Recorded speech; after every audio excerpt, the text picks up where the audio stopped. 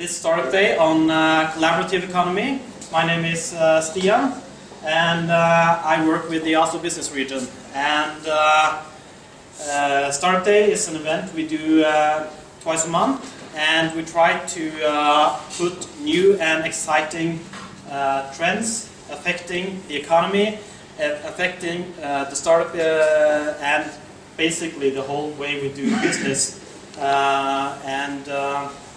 Today I'm honored to present this exciting topic on collaborative economy. I'm not going to say too much about it, except that I think this is going to be kind of a game changer. So the sooner you get what this is all about and how you can use it in your startup, the better it is. So, but besides having a nice talk and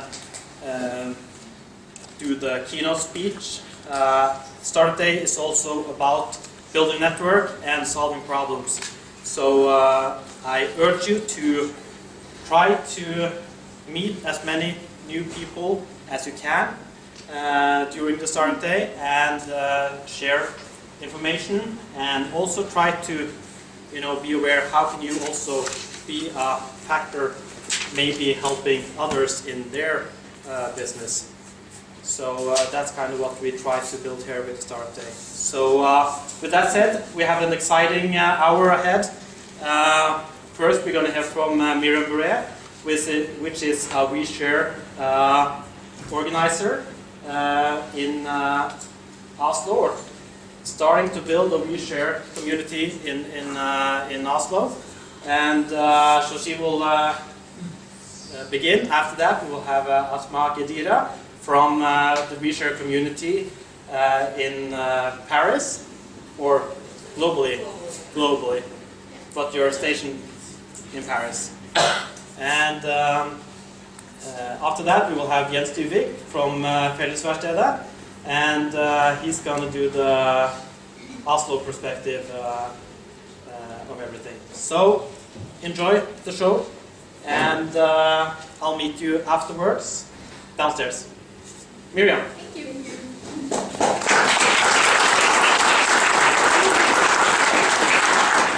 Yeah, so as Stian told it, I am trying to build the OuiShare community in Oslo, and I'm pretty new here because I just moved here 6 months ago.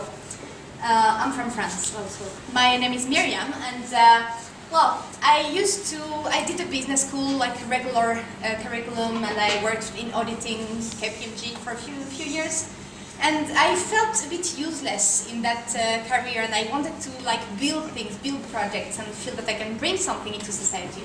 So I worked for 6 years in a university trying to build sustainable development programs and supporting and inspire entrepreneurs, like building the entrepreneurship mindset into university.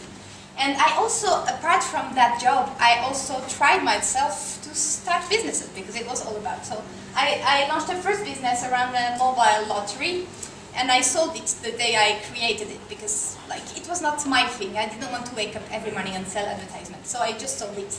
And we're actually closing it right now after a year and a half, so I failed, basically, I would say.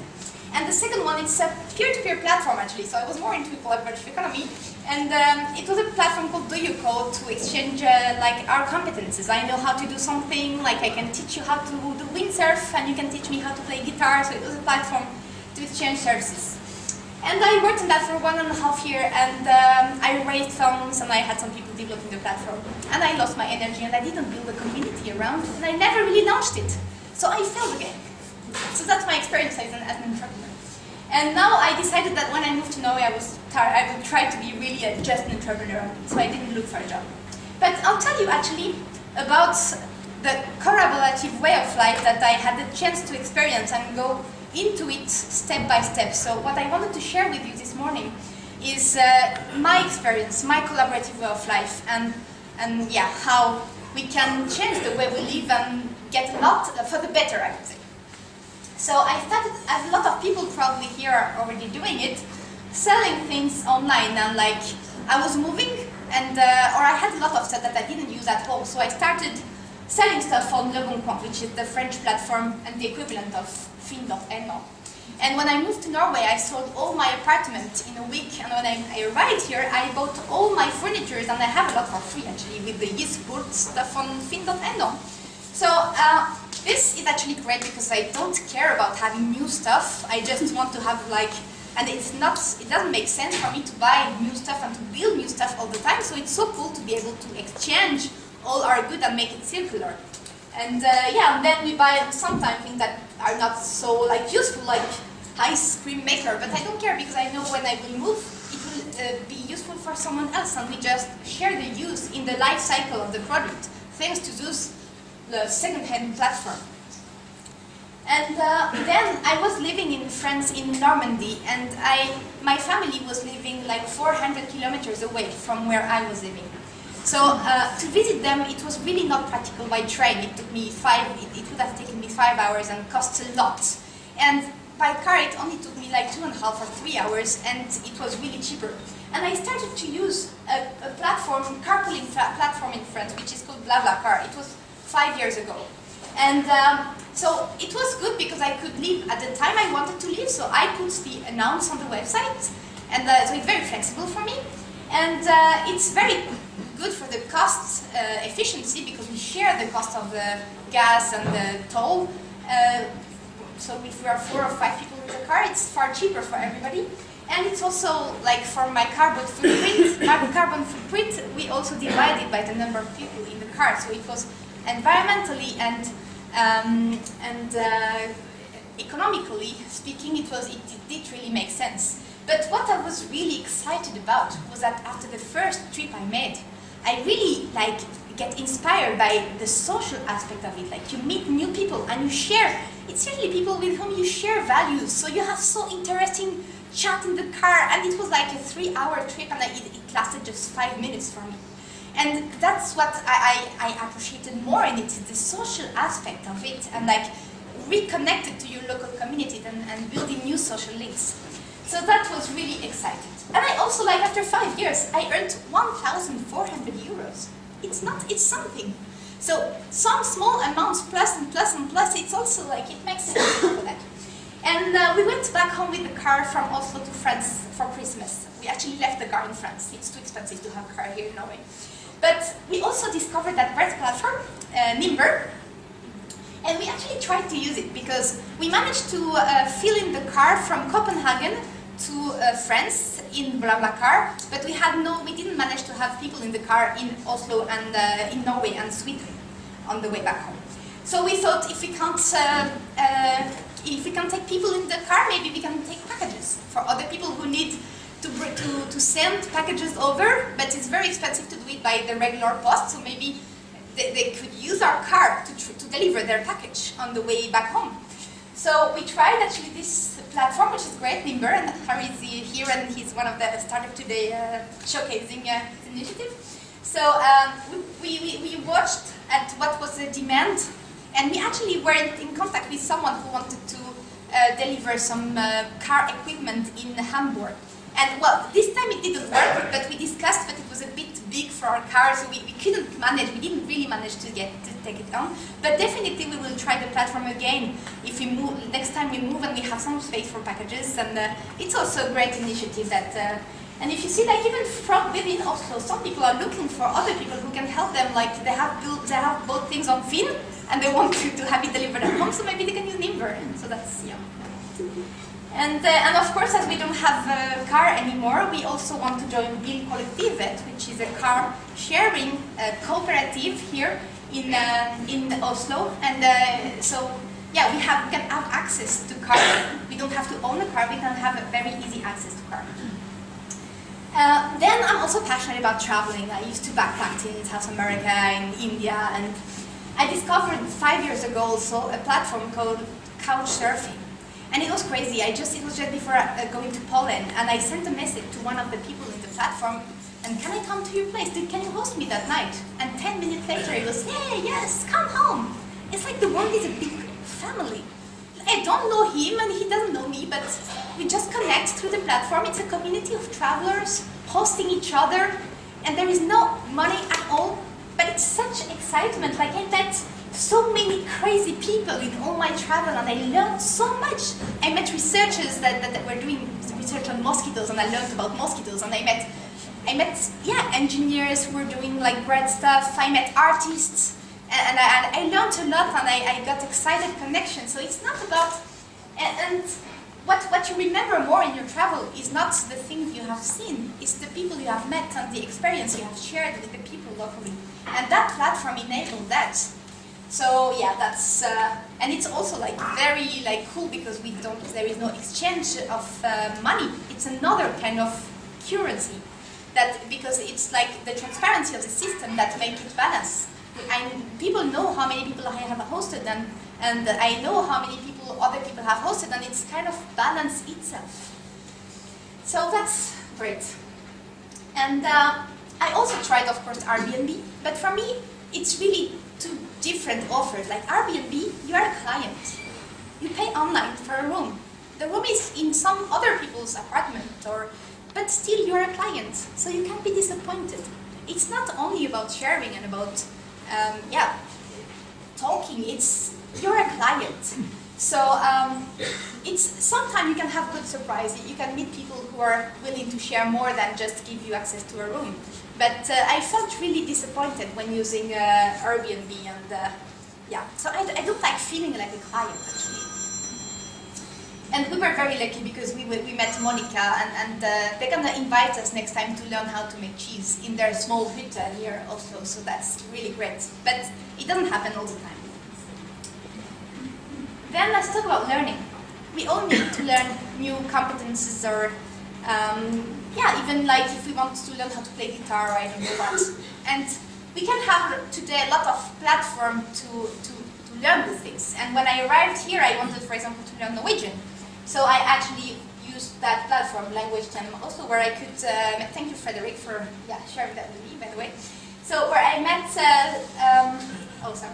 I met Dag, and I also met two other people. So I have now 3 language partners that I met through this kind of networks. And I didn't want to pay €1,000 to learn Norwegian. Yeah, there are so many people who can teach me, and I can teach French, or I can teach other things in exchange. So I should work more on my Norwegian, but now I have partners that I can work with when I need.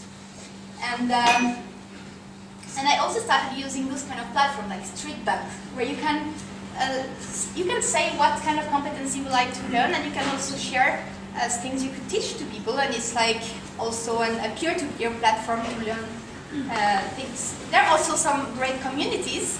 It's another kind of sharing economy platform. It's like, this is a non-profit association where you can have workshop, and I learned how to make fermented vegetable through that workshop. And there is also all the MOOC trend, the massive open online course, which started recently in Norway. I think it's like 6 months ago platform. And on this kind of platform, you can have a lot of free courses that are given by a lot of universities. So you can learn also, and from all those universities who are sharing and make the courses accessible. So it's also not only about learning, because like when I say I met language partners, it's not only learning Norwegian, it's also people with whom I share values and with whom I got connected much more beyond the fact of learning. So it's also building new social links and strengthening the local community. And then, well, I'm French and I'm passionate about food. And I have to say I was a bit disappointed when I moved to Norway about the food here. But well, hopefully I found pretty quickly Kjøpelaget. Thank you, Alexandra, for launching Kjøpelaget in Oslo. So I was on the waiting list for some months, but now I can finally receive every other week my basket of fresh organic vegetable from farmers around Oslo. And but that was not enough for me, because I wanted more flexibility. I would like to choose the products. I would like to buy maybe also some imported products sometime. Like sometime I like to eat one pineapple, but I would like to buy this ethic and the organic stuff. So I actually met also, like through sharing thoughts, I met Sadie, and we actually started a new cooperative project called Kjøpelaget. And we have now around 60 people around the project who want to help us build it. So the idea is to have a platform online owned by the member and member-based, and you can order what you want on the platform. And as we all work together in the cooperative, we can have a very accessible product, affordable product for people. So it makes it more accessible. And it went even further because now we're thinking about building the open food network in Norway, like to enable a lot of more buying club and community to start and buy together local good organic products to farmers. So yeah, and eating is also about like going to restaurants. So there are some nice, cool platforms now that you can try. And for example, Eat With, and there's meal sharing and cooking. That's a platform where you can open a pop-up restaurant at home. And we tried that on Restaurant Day. It's the next one is on the 15th of February actually, and you can have pop-up restaurant everywhere. You can even open a pop-up restaurant at your place. So you can invite people home and you can, but here it's a little bit like AirBnB and couchsurfing. We tried Eat With and we paid online for the menu, and we were really disappointed because the food was not good at all. But we paid like 50 euros for the meal and it was like really disappointing. So I think next time we'll try meal sharing, which is more in the couchsurfing spirit. There is no exchange money, but there is transparency, and we invite each other within the community so we can like meet new friends and yeah, and try some new food. So there are also those two trends. And the next step for us will be to learn how to make our own food. So it's a do-it-yourself community, and we are on a waiting list to join Landbrukslandbruk. And of course, we also are going to join the Samvirkebrygget. So yeah, then let's talk about investing. I like also to support a project that makes sense for me. And so I started in two different ways. I started financing projects on crowdfunding platforms like documentary and films projects. And I supported a very small company in the town I was living that wanted to open a website about organic hairdressers in this small city. And it's a very simple business model, but I put like 20 or 30 euros in I wasn't equity actually, so I'm an investor. But at my very small level, but if you add all those very small contributions, you can really make a difference and help this project emerge. And I also finance that great project, Make a Box, that are like proposing some, instead of buying a chair, they sell you a pack where you have all the material to buy your chair, and you have an access to a Fab Lab or a Makerspace and some coach who teach you how to. So that's a great project, and yeah, that's all about crowdfunding. But then the next step is also like, we have a lot of cooperative projects that we can be part of, and for example, that is the Ethical Bank in France. I bought a share because I was conscious about, and I wanted my money to be invested in sense-making projects. So I wanted to be part of the decision around what is done with my money. So I invested in that Ethical Bank. It's the same thing. I don't want just to be a client. I don't want just to give money. I also want to be part of it and to be able to say, to have a voice in the project. And I also bought shares in two other cooperatives. One is buying lands to help install small farmers, and the other one is around sustainable energy, like 100% sustainable energy production.